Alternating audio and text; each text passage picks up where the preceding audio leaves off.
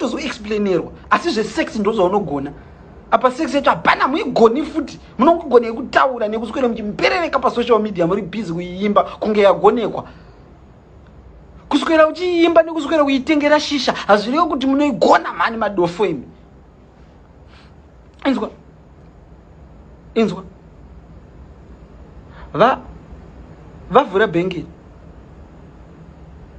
vakataura tozviita in secret vachizviita in secret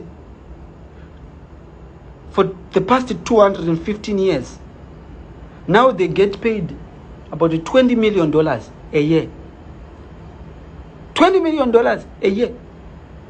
That's what they get. Do you think they get $20 million a year? Iwewe kungonzi wabata dollar. Nyika yesi haugoni kugadzikana. Kubata 1,000. Tunoita murume mukuru anoswera achiimba Zimbabwe yese. Ndaita 2,000, ndaita 2,000. Ndaita 2,000 igobuda igoverengwa kana nyika 30. 2,000. 2,000. 2,000. 2,000. $2,000. $2,000. You cannot survive a month with $2,000 in Dubai.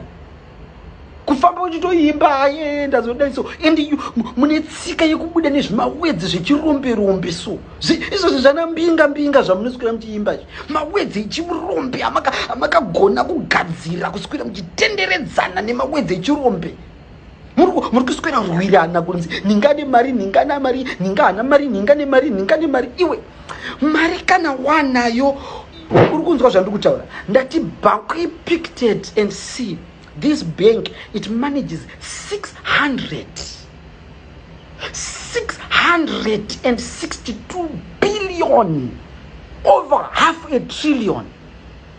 The people we say are rich.